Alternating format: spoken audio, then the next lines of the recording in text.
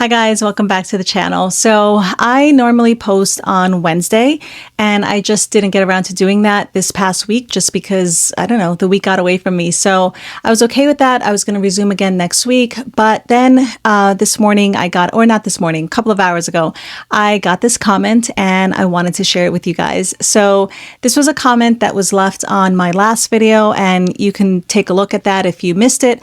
But this is what the person said. No, thank you. Did you know you're taking snake venom? This is very dangerous and you should eat less and exercise. Good luck. So first of all, this comment about it being snake venom is completely irresponsible, and it just really bothers me when people try to scare other people off this medication. It's kind of like a pet peeve of mine because I know that there's so many people out there that have considered starting this medication and they're just completely scared off by all the horrible things that they hear. So a quick Google search could have debunked this, but I guess this person didn't want to take the time to do that. No, we are not injecting snake venom into our bloodstream. But yes, this medication was inspired by the saliva of the Gila monster. So basically, scientists discovered that the saliva of the Gila monster contains a hormone that is almost identical to the GLP-1 hormone. And really smart people figured out a way of synthesizing that so that we can use it to our benefit. I'm not a doctor, I'm not a scientist, but it doesn't take a ton of research to find this information. This information is out there. And it just irks me that people, say, like, they just repeat things that they hear, and it's just annoying. I know that there are people that are considering this medication because they feel like maybe this is like their only hope, but they're afraid to start because of all this misinformation. And so it just really bothers me. But aside from that, even if this person believed that this medication was derived from snake venom, have they not heard that snake venom actually has been used to make other kinds of medications? You'd be surprised at the amount of medication that kind of comes from these unusual things, right? So like the Gila monster, snake venom, mold, penicillin, right? So all these like things that could be bad for you, we've figured out a way of harnessing to make medicine, to improve people's lives. And so again, I just have very little patience for these kind of, ignorant comments, especially when there's Google out there and you can just do a quick Google search and figure these things out. But honestly, I really do think that this is a sign of a much bigger issue, something much bigger going on. And, like my mom always used to say, it's not what you say, it's how you say it. And I feel like if this person had kind of left the comment with a different tone, it would have been okay. Like I would not have had a problem with it if they had said, hey, I heard that this medication is made from snake venom. Have you heard about that? You might want to look into it.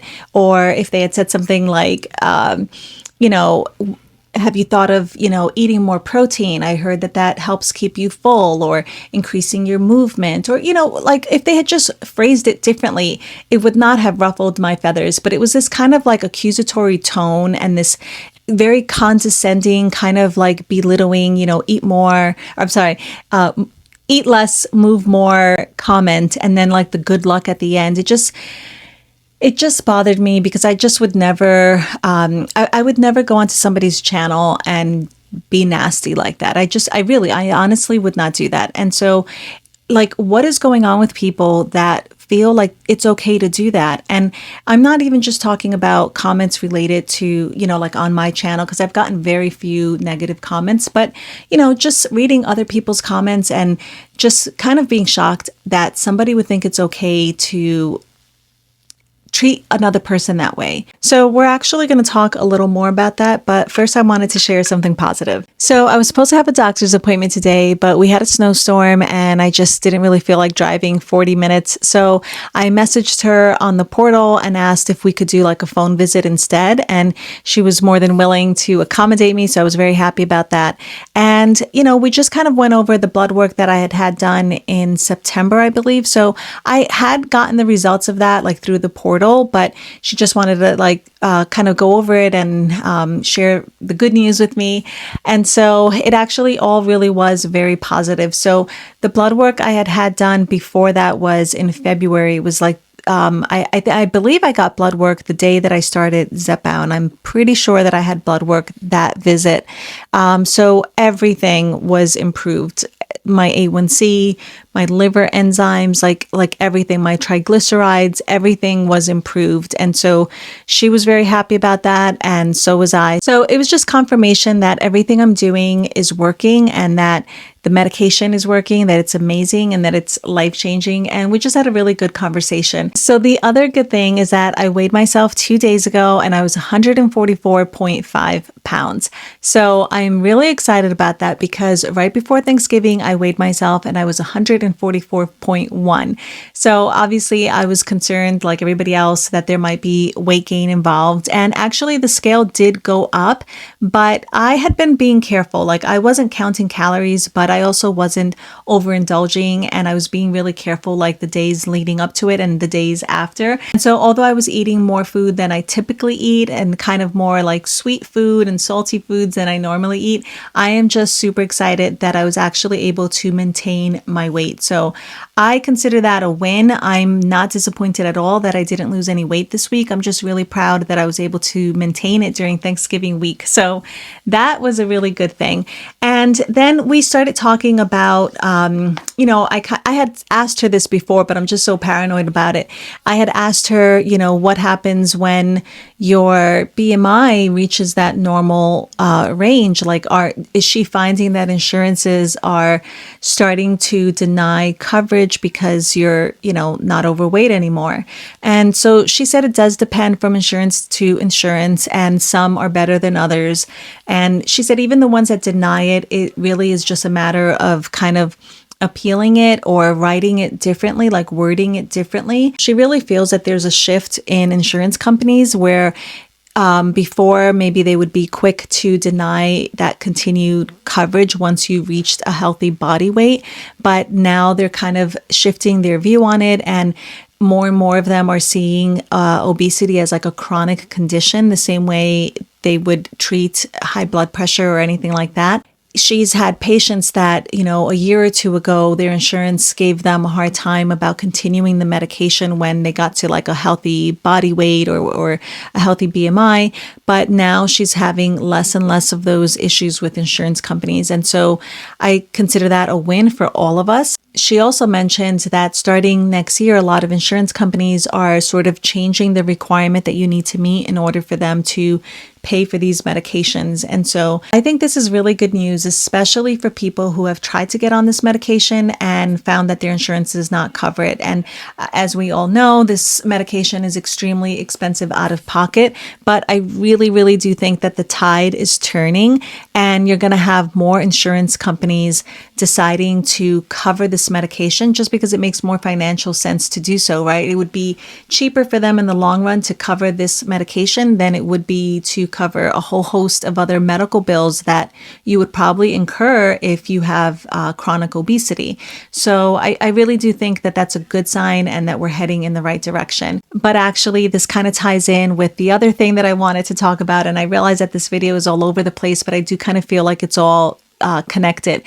So by now, I'm sure you've heard of the United Healthcare CEO that was shot and killed in the city, like New York City yesterday. And I personally see this as a very sad thing. And honestly, I'm starting to feel like I'm in the minority because I've been reading so many comments regarding his death, and they're just mean and they're just nasty and they lack compassion. And I'm not minimizing the pain that a lot of people feel when their insurance company denies medications like Zepbound or Mounjaro or anything like that, but even more so when they deny life-saving procedures or experimental drugs that aren't covered, or, a whole host of things. And I can sympathize with like the frustration and the anger that comes with your insurance company denying something that you think is necessary, and they're kind of like gaslighting you and telling you that it's not. My personal experience with this comes from dealing with my insurance company, which happens to be United Healthcare. And And when my daughter was diagnosed with type 1 diabetes, she was 5 years old and her blood sugar numbers were all over the place. And that is common for someone that's newly diagnosed with type 1 diabetes. Their blood sugar can run high, it can drop really low, like dangerously low. And it's always a risk, but especially when they're young and they can't really communicate with you and let you know like exactly how they're feeling, or they themselves are kind of unaware. It takes them a while to figure out like what feeling low feels like, like what a low blood sugar feels like. And, eventually they do learn and they can kind of, get a juice or let you know that they're getting low so you can give them a juice or something with sugar in it to bring their blood glucose back up again. But it's risky, especially during the night when they're asleep and kind of unaware of how they're feeling. It's even risky for adults, but especially children. So we had wanted to get a CGM for her, a continuous glucose monitor. And basically it's a device that you insert into your skin and has a little sensor that takes a reading of your glucose levels every 5 minutes. And then it sends that information through Bluetooth to your phone. Like you have an app on your phone and it sends that information over. If your I keep wanting to say blood pressure, if your blood glucose is trending down, you will get an alert on your phone that lets you know that you're heading down so that you can be proactive and, drink a juice or something like that. If your blood glucose is low, it'll just keep sending you alarms and it'll wake you up if you're asleep, or if it's in the daytime, you just become aware of what's going on. It's an invaluable tool to any type 1 diabetic, whether they're young or old. It's life-saving, actually. That's really what it is. It is life-saving. It has actually saved my daughter's life several times. So I want to say it's probably about 3 or 4 times where I have been woken up from my sleep, letting me know that her blood sugar is dangerously low. And I've gone into her room and she's been unresponsive. So if I didn't have that device, I would just sleep right through her low blood sugar. And, I belong to a Facebook group for parents of type 1 diabetics. And it's not uncommon for that to play out. It really is not that uncommon for that to play out. I have seen people in my group posting about their children who died during the night, and they actually have a name for it. It's called dead in bed syndrome. And it's I don't want to say very common, but it's not unusual. And so the fact that insurance companies will give parents a hard time and not want to cover something like that is extremely frustrating. And so I honestly really do understand where that frustration comes from. And it's just really sad that there are so many people out there that are feeling so frustrated with life and so stressed and angry that they leave these kind of comments. And I'm not trying to say that my nasty comment compares in any way to what happened to this man, but at the same time, what kind of ties these two stories together is that hate and frustration can spiral out of control if left unchecked, if we're not careful. And so I just think it's important that we surround ourselves with supportive people that kind of understand what we're going through and can help talk us off the ledge if need be. And just like being positive and just having like a more positive outlook about things, even when it's hard. And I'm really not minimizing the pain and frustration that people are feeling, but we need to channel that frustration.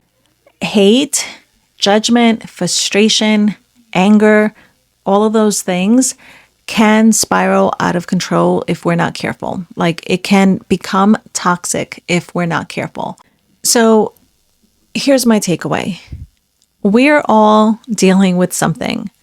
Every one of us has our own set of difficulties or challenges. And, my husband always says, nobody gets away. And that is so true. We're all going through our own thing. We are all carrying our own burdens. Okay. So that may be just dealing with the ups and downs of a weight loss journey. It can be dealing with a health challenge. It can be dealing with an insurance company and feeling like it's unfair or unethical that they're not covering X, Y, and Z. I'm not minimizing the frustration, the anger, the hurt, all of the feelings that come with these challenges. But I still think that it's important to treat each other with empathy, to treat each other with respect, and to just have more compassion and understanding for each other. For me, that means I'm not going to dwell on this comment. I'm not even going to respond to the comment. And I'm just going to focus on my journey and on my progress and surround myself with supporting, loving people like you guys and just kind of, focus on the task at hand. And I'm not even going to give this person any more space in my head. So I guess that's just what I want to encourage you guys with. As always, thanks for listening. Thanks for watching. Let me know how you feel about this whole thing, the comment, this crazy situation with the CEO, everything. I'd love to hear from you guys. All right, I'm going to go downstairs and start dinner because I think all of my kids are starving. So I will see you guys next week. Bye. I am so forgetful. I meant to include this in the video and just completely forgot. So I'm just adding it on here. But Simply Taisha invited me to join her on her live Monday night at 7 p.m. Eastern. And we're going to be talking about overcoming setbacks or thriving through setbacks. So this is part of a series that she started a couple of weeks ago, and she's really covered a lot of really good topics like overcoming mental barriers, setting intentions, sustainable habits, just really good, useful things that you could use on any weight loss journey or just really in life in general. So if you're free Monday night at 7 p.m., head over to her channel and catch us both over there. I'll talk to you then. Bye.